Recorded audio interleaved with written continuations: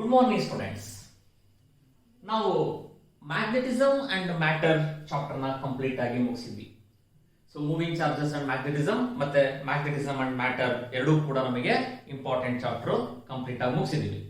Magnetism and matter ಅಲ್ಲಿ ನಮಗೆ annual exam ಗೆ ಪ್ರಾಬ್ಲಮ್ಸ್ ಬರುವಂತ ಸಾಧ್ಯತೆಗಳು ತುಂಬಾ ಕಡಿಮೆ. 99% ನಮಗೆ ಪ್ರಾಬ್ಲಮ್ಸ್ ಅನ್ನ ಕೇಳಲ್ಲ. ಬಟ್ ಎಂಟ್ರೆನ್ಸ್ ಎಕ್ಸಾಮ್ ಗೆ ಅದರ ಮೇಲೆ ಕೆಲವೊಂದು ಲೆಕ್ಕಗಳು ಬರಬಹುದು. Already I told you in the last video class. ಅದನ್ನ ನಾವು ಕಾಲೇಜಲ್ಲಿ ನೇರವಾಗಿ ಸಿಇಟಿ ಮತ್ತೆ ನೀಟ್ ಕ್ಲಾಸ್ ನ ಡಿಸ್ಕಸ್ ಮಾಡುವಾಗ ಅದನ್ನ ಮತ್ತೆ ನಾವು ಡೀಟೇಲ್ ಆಗಿ ಪ್ರಾಬ್ಲಮ್ಸ್ ಅನ್ನ ಡಿಸ್ಕಸ್ ಮಾಡೋಣ. ರಿವಿಷನ್ ಮಾಡುವಾಗಲೂ ಕೂಡ ಬೇಕಾದ್ರೆ ಅದರ ಮೇಲೆ ನಾವು ಒಂದಿಷ್ಟು ಸೆಲೆಕ್ಟೆಡ್ ಪ್ರಾಬ್ಲಮ್ಸ್ ಅನ್ನ ಮಾಡೋಣಂತೆ. ಈಗ ನಾವು ಹೊಸ ಚಾಪ್ಟರ್ ಗೆ ಮೂವ್ ಆಗೋಣ. Electromagnetic induction. So very very very interesting chapter. ನಮಗೆ ಎಕ್ಸಾಮ್ ಪರ್ಪಸ್ ಗೆ 6 ಮಾರ್ಕ್ಸ್ ಗೆ ಬರುವಂತ ಚಾಪ್ಟರ್ ಇದು ಎಲೆಕ್ಟ್ರೋಮ್ಯಾಗ್ನೆಟಿಕ್ ಇಂಡಕ್ಷನ್. ಮತ್ತೆ ಇದರಲ್ಲೇ ಇನ್ನೊಂದು ಕಾನ್ಸೆಪ್ಟ್ ಬರುತ್ತೆ, ಆಲ್ಟರ್ನೇಟಿಂಗ್ ಕರೆಂಟ್ ಅಂತ. ಎರಡು ಒಂದೇ ಕಾನ್ಸೆಪ್ಟ್ ಅಲ್ಲೇ, ಬಟ್ ಅದನ್ನ ಸಪರೇಟ್ ಚಾಪ್ಟರ್ ಮಾಡಿದ್ದಾರೆ ಎನ್ಸಿಆರ್ಟಿ ಟೆಕ್ಸ್ಟ್ ಬುಕ್ ಅಲ್ಲಿ. ಎಲೆಕ್ಟ್ರೋಮ್ಯಾಗ್ನೆಟಿಕ್ ಇಂಡಕ್ಷನ್ ಆಲ್ರೆಡಿ ನೀವು ನಿಮ್ಮ ಹೈಸ್ಕೂಲ್ ಅಲ್ಲಿ ಒಂದು ಸ್ವಲ್ಪ ಮಟ್ಟಿಗೆ ಓದ್ಕೊಂಡು ಬಂದಿದ್ದೀರಾ. ಈಗ ಬಿಗಿನಿಂಗ್ ಇವತ್ತಿನ ವಿಡಿಯೋ ಕ್ಲಾಸ್ ಅಲ್ಲಿ ಆಲ್ಮೋಸ್ಟ್ ಹೈಸ್ಕೂಲ್ ಅಲ್ಲಿ ಓದಿರೋದನ್ನೇ ನೀವು ಇಲ್ಲೊಂದ್ಸಲಿ ಕೇಳ್ಕೊಂತೀರಾ.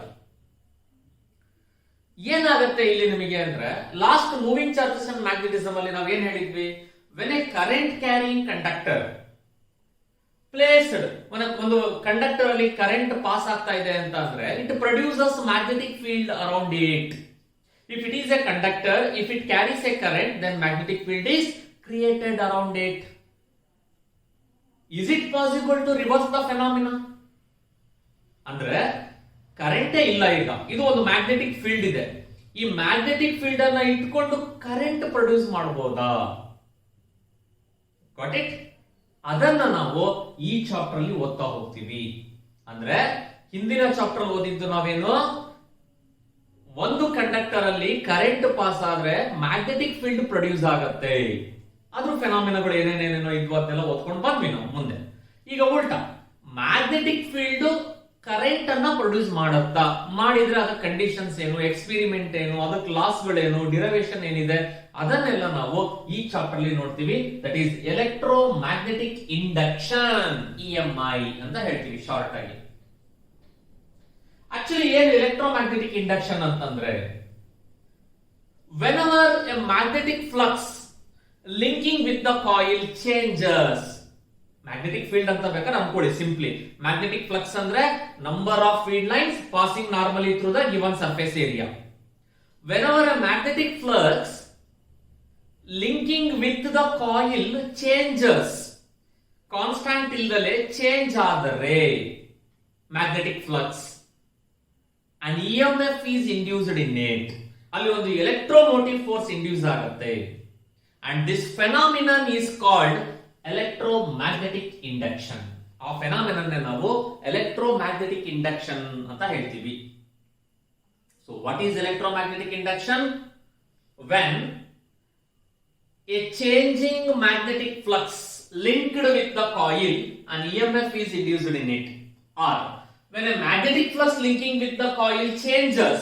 ಈ ವರ್ಡ್ ಇಂಪಾರ್ಟೆಂಟ್, ಚೇಂಜಸ್ ಅಂತ ಅನ್ನೋದು. ಈ ವರ್ಡ್ ಬಿಟ್ರೆ ಮಾರ್ಕ್ಸ್ ಇಲ್ಲ ಮತ್ತೆ.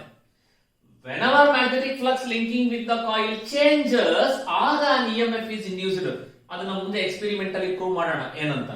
and this phenomenon is called electromagnetic induction, EMI.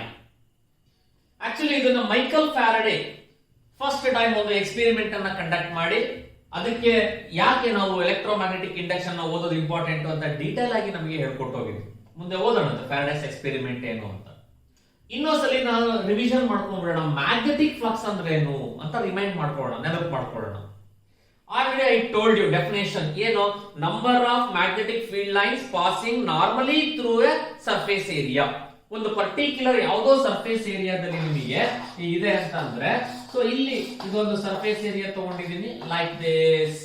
If area of ds ಇತ್ತು ಅಂತಂದ್ರೆ, then number of field lines passing normally through this surface area is called magnetic flux, which is represented by the symbol phi. ಕೆಳಗಡೆ B ಅಂತ ಬರ್ದಿದ್ದೆ.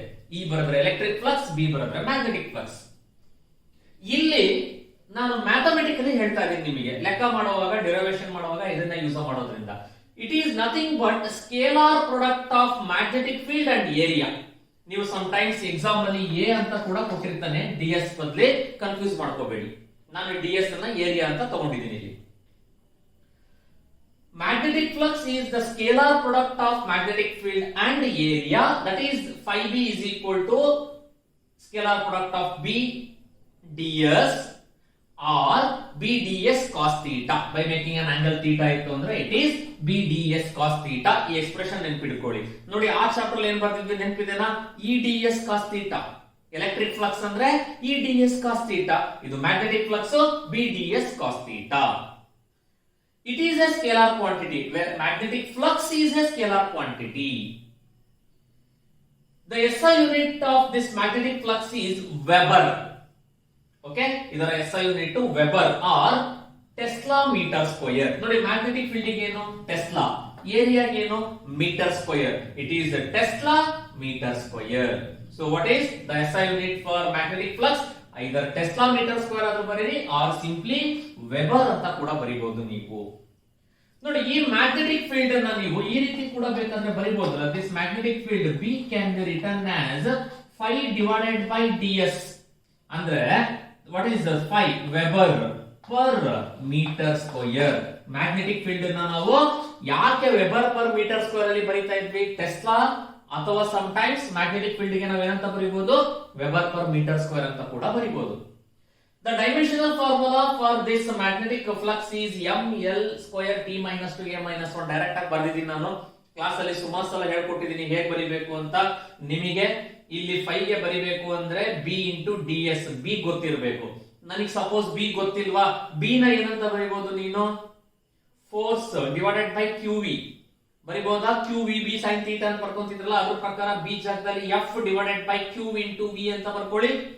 So q ಗೆ ಗೊತ್ತು ನಿಮಗೆ 80, v ಗೆ ಗೊತ್ತು, ಮೇಲ್ಗಡೆ f ಗೆ ಗೊತ್ತು, ಏರಿಯಾಗೆ l ಸ್ಕ್ವೇರ್ ಬರ್ಕೊಳ್ಳಿ, ಸಬ್ಸ್ಟಿಟ್ಯೂಟ್ ಮಾಡಿ, you will get the dimensional formula of magnetic flux. ನೋಡಿ ಈ ಫಂಡಮೆಂಟಲ್ಸ್ ನ ಇಟ್ಕೊಂಡು ನಾವು ಇವಾಗ ಫ್ಯಾರಡೇಸ್ ಏನ್ ಎಕ್ಸ್ಪೆರಿಮೆಂಟ್ ಅನ್ನ ಮಾಡ್ತಾನೆ. ಎರಡು ಎಕ್ಸ್ಪೆರಿಮೆಂಟ್ ಇದೆ ನಮಗೆ. ಆ ಎರಡು ಎಕ್ಸ್ಪೆರಿಮೆಂಟ್ ಕೂಡ ಈ ಎಲೆಕ್ಟ್ರೋಮ್ಯಾಗ್ನೆಟಿಕ್ ಇಂಡಕ್ಷನ್ ಬಗ್ಗೆ ಎಕ್ಸ್ಪ್ಲೈನ್ ಮಾಡುತ್ತೆ. ಓಕೆ,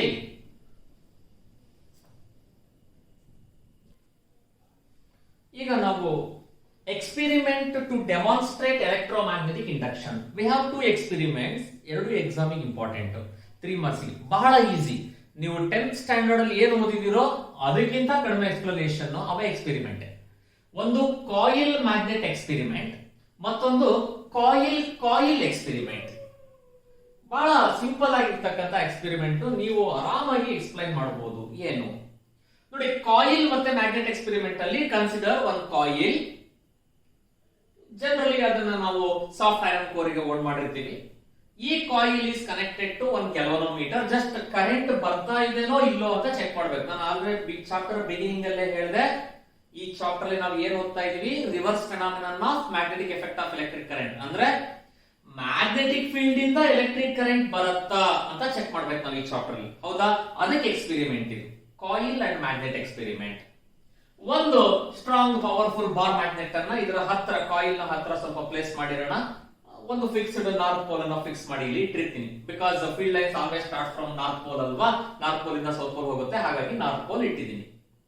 ಇನಿಷಿಯಲಿ ಇದು ರೆಸ್ಟ್ ಅಲ್ಲಿದೆ, ಮ್ಯಾಗ್ನೆಟ್ ರೆಸ್ಟ್ ಅಲ್ಲಿದೆ. ಸೊ ಯಾವುದೇ ರೀತಿಯಾದ ಡಿಫ್ಲೆಕ್ಷನ್ ಇರೋದಿಲ್ಲ. No deflection in the galvanometer when coil and magnet both are at rest. Coil ಮತ್ತೆ ಮ್ಯಾಗ್ನೆಟ್ ರೆಸ್ಟ್ ಅಲ್ಲಿ ಇದ್ದಾಗ no deflection. When you start moving this magnet towards the coil, deflection will be observed in the galvanometer. ನೀನು ಯಾವಾಗ ಈ magnet ಅನ್ನ coil ಹತ್ರ ತಗೊಂಡು ಬರ್ತೀಯೋ, ಈ ಡಿಫ್ಲೆಕ್ಷನ್ ಅಲ್ಲಿ ಗ್ಯಾಲೋನೋಮೀಟರ್ ಅಲ್ಲಿ ಡಿಫ್ಲೆಕ್ಷನ್ ತೋರುತ್ತೆ like this. When you take back the magnet from the coil, ಮತ್ತೆ ವಾಪಸ್ ಅಲ್ಲಿಂದ ನೀವು ದೂರ ಹೋದೆ ಅಂದಾಗ ಆಗ್ಲೂ ಡಿಫ್ಲೆಕ್ಷನ್ ಬರುತ್ತೆ, but it is in opposite direction ಅಷ್ಟೇ. ಆಪೋಸಿಟ್ ಡೈರೆಕ್ಷನ್ ಡಿಫ್ಲೆಕ್ಷನ್ ಬರುತ್ತೆ. If you go on increasing the velocity, ಇದರ ವೆಲಾಸಿಟಿಯನ್ನ ಇನ್ಕ್ರೀಸ್ ಮಾಡಿ ಇದ್ರ ಹತ್ರ ಬರುವಂತದ್ದು, deflection also increases. If you decrease the velocity, deflection also decreases. So what is the conclusion? ಹಾಗಾದ್ರೆ an EMF is induced. ಇಲ್ಲಿ current ಬರ್ತಾ ಇದೆ ಅಂದ್ರೆ that is EMF. An EMF is induced when there is a relative motion between coil and the magnet. when both are at rest, no current is produced. When both are moving, there may be a deflection in the galvanometer, or when there is a relative motion, ಅಂದ್ರೆ ಈಗ coil move ಆಗ್ತಾ ಇರಬೇಕು ಅಥವಾ ಇದು move ಆಗ್ತಾ ಇರಬೇಕು, ಆಗ ಬರ್ತಕ್ಕಂಥದ್ದೇ ನಾವು EMF ಅಂತೀವಿ.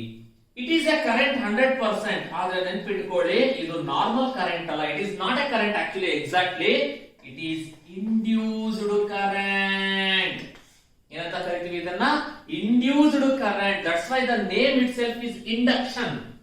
ನಾವು ಮೊದಲನೇ ಚಾಪ್ಟರ್ ಅಲ್ಲೇ ಓದಿದ್ವಿ ಏನ್ ಇಂಡಕ್ಷನ್, ಚಾರ್ಜಿಂಗ್ ಬೈ ಇಂಡಕ್ಷನ್. ಒಂದಕ್ಕೊಂದು ನೇರ ಕಾಂಟ್ಯಾಕ್ಟೇ ಇಲ್ಲ, ಜಸ್ಟ್ ಹತ್ರ ತಂದಿಡ್ತೀವಿ, ಇದರ ಪ್ರಭಾವ ಇದಕ್ಕೆ ಬರುತ್ತೆ, ದಟ್ ಈಸ್ ಇಂಡಕ್ಷನ್. ಸೊ ಇದು ಈ ಕಾಯಿಲ್ ಮ್ಯಾಗ್ನೆಟ್ ಎಕ್ಸ್ಪೆರಿಮೆಂಟ್ ಅಲ್ಲಿ ಪ್ರೂವ್ ಮಾಡುತ್ತೆ. ಎಕ್ಸಾಮ್ ಅಲ್ಲಿ ಹೇಗೆ ಬರೀಬೇಕು ಮತ್ತೆ ಬಹಳ ಸಿಂಪಲ್ ಆಗಿ ಹೇಳ್ತೀನಿ. Consider a coil which is connected to a galvanometer. Take a powerful bar magnet placed near the coil. Initially, when both are at rest, no deflection will be observed in the galvanometer, hence no EMF. When we start moving this magnet towards the coil, there will be a deflection in the galvanometer. When you take back this, I mean, ಈ north pole ನ ಇದರ ಹತ್ರ ತಂದಾಗ ಏನಾಗುತ್ತೆ, obviously ನೋಡಿ field lines, magnetic field lines north pole ಇಂದ start ಆಗುತ್ತಲ್ವಾ, they will be like this, ಈ ತರ ಬರುತ್ತೆ ಅಲ್ಲಿ ನಿಮಗೆ. ಸೊ ಯಾವಾಗ ಮತ್ತೆ ಮ್ಯಾಗ್ನೆಟಿಕ್ ಫೀಲ್ಡ್ ಲೈನ್ಸ್ ಇಲ್ಲಿ ಬರ್ಲಿಕ್ಕೆ ಸ್ಟಾರ್ಟ್ ಆಗುತ್ತೋ ಆಟೋಮೆಟಿಕಲಿ ನಮಗೆ ಇಲ್ಲಿ ಡಿಫ್ಲೆಕ್ಷನ್ ಬರ್ತಾ ಹೋಗುತ್ತೆ. ಬರೆಯೋದು ಎಕ್ಸಾಂಪಲ್ ಇಷ್ಟೇ ಸಾಕು ನೀವು. When A magnet moving towards the coil, galvanometer shows the deflection. When we take back the magnet from the coil, then also galvanometer shows the deflection but in opposite direction. And you can repeat the experiment by increasing the velocity or decreasing the velocity. Here, when both are at rest, no current is induced. When there is a relative motion between coil and the magnet, only there will be an induced current. ಎಂತ current ಅಂತೀವಿ ಇದಕ್ಕೆ? Induced current. And this phenomenon is called electromagnetic induction. ಅದೇ ಅಲ್ವಾ ನಾವು ಹೇಳಿದ್ದು. When a magnetic flux, number of field lines, ಇದೇ ತಾನೇ ತಗೊಂಡಿದ್ದು. When a magnetic flux linking with the coil changes, ಇದಿಲ್ಲೇ ರೆಸ್ಟ್ ಅಲ್ಲಿ ಇದ್ರೆ ಏನು ಬರಲ್ಲ. There is no change. ನೀನು ಒಂದು ತಿಂಗಳು ಇಟ್ಟರು ಕೂಡ ಅದರಿಂದ ಏನೂ ಕೂಡ ಬರೋದಿಲ್ಲ ಕರೆಂಟ್. ಯಾವಾಗ ಬರುತ್ತೆ ಅಂದ್ರೆ when there is a relative motion, ಅಂದ್ರೆ ಇದು ಚೇಂಜ್ ಆಗಬೇಕು. When there is a magnetic flux linking with the coil changes and induced EMF is induced in the circuit and it is called electromagnetic induction ಅಂತ ಹೇಳಿದ್ವಿ. So ಇದು ಮೊದಲನೇ experiment ನಮಗೆ coil magnet experiment. The second one, coil and coil experiment. ಈಗ ನಾವು magnet ಬೇಡಪ್ಪ, ಎರಡನ್ನೂ coil ತಗೊಳ್ಳೋಣ. And you already studied in the last chapter ಏನು, ಯಾವುದೇ ಒಂದು current carrying conductor produce what magnetic field around it. So ಇಲ್ಲಿ ಎರಡು ಕಾಯಿಲ್ಸ್ ಅನ್ನ ತಗೊಂಡಿದ್ದೀನಿ, ಒಂದು ಪ್ರೈಮರಿ ಕಾಯಿಲ್, ಇನ್ನೊಂದು secondary coil. P is primary coil, S ಅಂದ್ರೆ secondary coil. Primary coil is connected in series with the battery. ಒಂದು battery ಜೊತೆ ನಾವು ಇದನ್ನ ಕನೆಕ್ಟ್ ಮಾಡಿದೀವಿ and it is a plug key. Plug key is nothing but switch on and off ಮಾಡ್ಲಿಕ್ಕೆ. Another coil S is placed near the primary coil and secondary coil is connected with the galvanometer. Current ಬರುತ್ತೆ ಇಲ್ಲ ಅಂತ check ಮಾಡಬೇಕಲ್ಲ, ಅದಕ್ಕೆ ಇದು ಬರ್ತಕ್ಕಂತ ಒಂದು galvanometer ಆಗಿರುತ್ತೆ. ನೋಡಿ ಏನಾಗುತ್ತೆ ಕಾಯಿಲ್ ಅಂಡ್ ಕಾಯಿಲ್ ಎಕ್ಸ್ಪೆರಿಮೆಂಟ್ ಅಲ್ಲಿ, when the switch is closed ಅಥವಾ ಪ್ಲಗ್ ಕೀ is closed ಅಂದ್ರೆ ಅರ್ಥ ಏನು, ಸ್ವಿಚ್ ಆನ್ ಆದಂಗ ಆಯ್ತು. ಈಗ ಓಪನ್ ಸರ್ಕ್ಯೂಟ್ ಆಗಿದಪ್ಪ ಇದು, ನಿಮಗೆ ಇಲ್ಲಿ ಬ್ರೇಕ್ ಆಗಿದೆ, ಬ್ರೇಕ್ ಆದಾಗ ಕರೆಂಟ್ ಪಾಸ್ ಆಗ್ತಾ ಇಲ್ಲ.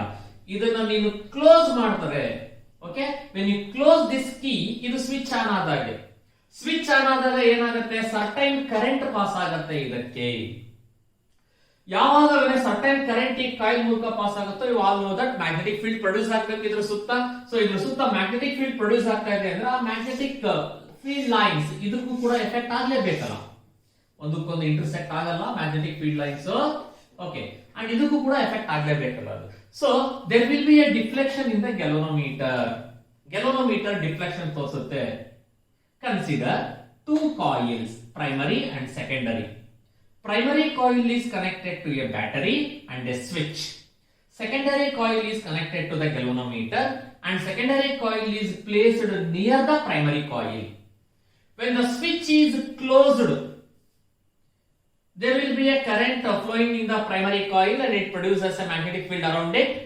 Then galvanometer shows the deflection. ಅವಾಗ galvanometer deflection ಅನ್ನು ತೋರಿಸುತ್ತೆ.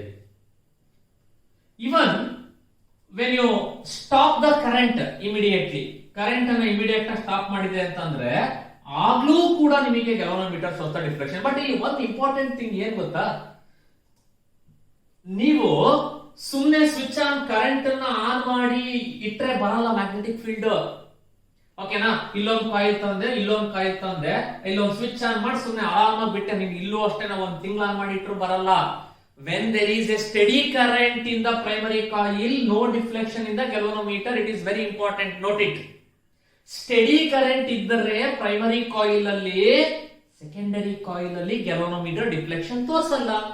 ಯಾವಾಗ ತೋರಿಸುತ್ತೆ ಅಂದ್ರೆ ಆನು ಆಫ್ ಮಾಡ್ತಿರ್ಬೇಕು ನೀವು ಸ್ವಿಚ್ ಆನ್ ಅಂಡ್ ಆಫ್ ಮಾಡಿದಾಗ ಮ್ಯಾಗ್ನೆಟಿಕ್ ಫೀಲ್ಡ್ ಲೈನ್ ಏನಾಗುತ್ತೆ, ಆಟೋಮೆಟಿಕಲಿ ನಿಮಗೆ ಫ್ಲಕ್ಸ್ ಚೇಂಜ್ ಆಗ್ತಾ ಹೋಗುತ್ತೆ. ಮ್ಯಾಗ್ನೆಟಿಕ್ ಫ್ಲಕ್ಸ್ ಚೇಂಜ್ ಆದ್ರೇನೆ ಕರೆಂಟ್ ಬರೋದು. ಇದೇ ಫೆನಾಮಿನಾ ಇಡೀ ಚಾಪ್ಟರ್ ಅಲ್ಲಿ. ಕರೆಂಟ್ ಬರಬೇಕಂದ್ರೆ magnetic flux linking with the coil change, it must change, ಆಗ ಮಾತ್ರ ನಮಗೆ ಇಲ್ಲಿ ಕರೆಂಟ್ ಬರುತ್ತೆ. Okay, let me repeat. when the switch K is closed, ಅದನ್ನ ಕ್ಲೋಸ್ ಮಾಡಿದಾಗ obviously there must be some current in the primary coil and a magnetic field is produced. and when it is opened once again, ಮತ್ತೆ open ಮಾಡಿದಾಗ ಇಲ್ಲೇನಾಗುತ್ತೆ ನಿಮಗೆ automatically change ಆಗುತ್ತೆ magnetic flux. galvanometer shows the deflection and switch on, again it shows the deflection in the opposite direction. This process goes on continuation until you switch on and switch off, or magnetic flux linking with the coil changes.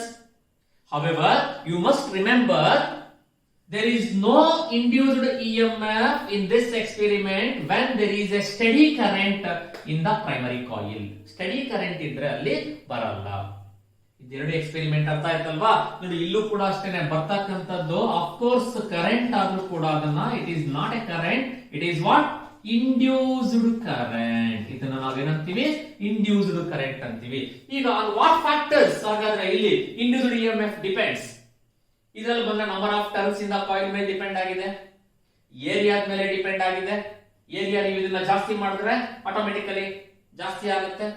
And rate of change of magnetic flux linking with the coil, ಅದ್ರ ಮೇಲೂ ಕೂಡ ನಮಗೆ ಅದು depend ಆಗಿದೆ. ಇಲ್ಲಿ ಬಂದ್ರೆ ಅಂದ್ರೆ ಯಾವ್ದ್ರ ಮೇಲೆ ಡಿಪೆಂಡ್ ಆಗಿದೆ, the current, strength of the current passing through the primary coil, ಅದ್ರ ಮೇಲೆ ಡಿಪೆಂಡ್ ಆಗಿದೆ. The rate of on and of the switch, ಏನ್ ಅದ್ರ ಮೇಲೆ ಸ್ವಿಚ್ ಆನ್ ಅಂಡ್ ಆಫ್ ಮಾಡ್ತೀವೋ ಅದ್ರ ಮೇಲೂ ಕೂಡ ಅದು ಡಿಪೆಂಡ್ ಆಗ್ತಾ ಹೋಗುತ್ತೆ. ನೋಡಿ, ಇದು ನಮಗೆ ಎರಡು ಎಕ್ಸ್ಪೆರಿಮೆಂಟ್ ಎಕ್ಸಾಮ್ ಅಲ್ಲಿ ಯಾವ್ದು ಬೇಕಾದ್ರೂ ಕೇಳಬಹುದು. ಒಂದು ಕಾಯಿಲ್ ಮ್ಯಾಗ್ನೆಟ್ ಎಕ್ಸ್ಪೆರಿಮೆಂಟ್, ಮತ್ತೊಂದು coil and coil experiment. Okay,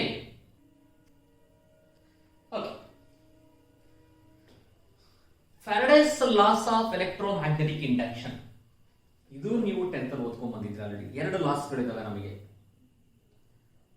ನಮಗೆ ಆಕ್ಚುಲಿ ಎನ್ಸಿಆರ್ಟಿ ಟೆಕ್ಸ್ಟ್ ಬುಕ್ ಪ್ರಕಾರ ನಮಗೆ ಸೆಕೆಂಡ್ ಲಾ ಮಾತ್ರ ಇರೋದು ಸಿಲೆಬಸ್ ಅಲ್ಲಿ. ಎಕ್ಸಾಮ್ ಅಲ್ಲಿ ಜಸ್ಟ್ ಸ್ಟೇಟ್ ಫ್ಯಾರಡೇಸ್ ಲಾ ಅಂತ ಕೇಳಿದ್ರೆ ಸೆಕೆಂಡ್ ಲಾ ಮಾತ್ರ ಸ್ಟೇಟ್ ಮಾಡಿ.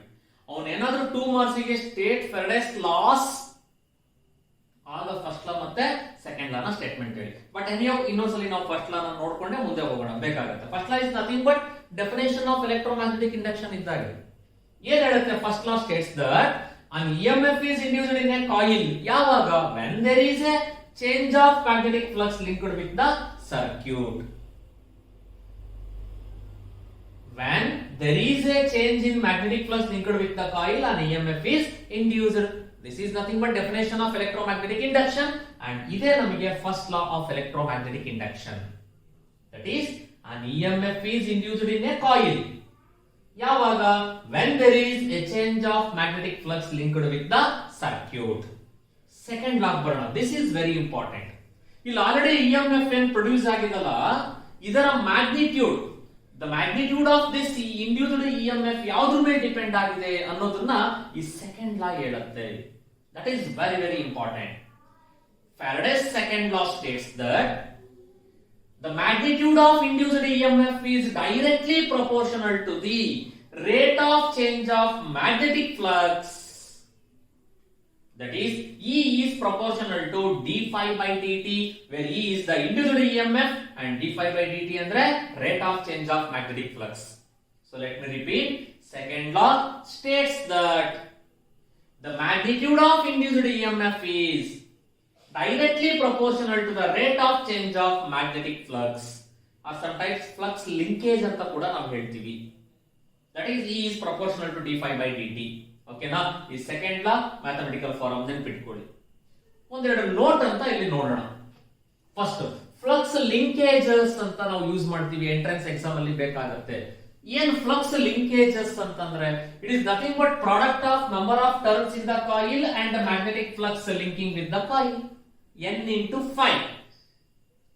n ಅಂದ್ರೆ ನಂಬರ್ ಆಫ್ ಟರ್ನ್ಸ್, 1 ಇದ್ರೆ 1 into 5, 2 ಇದ್ರೆ 2 into 5, 3 ಇದ್ರೆ 3 into 5, ಲೈಕ್ ದಿಸ್. ಓಕೆನಾ?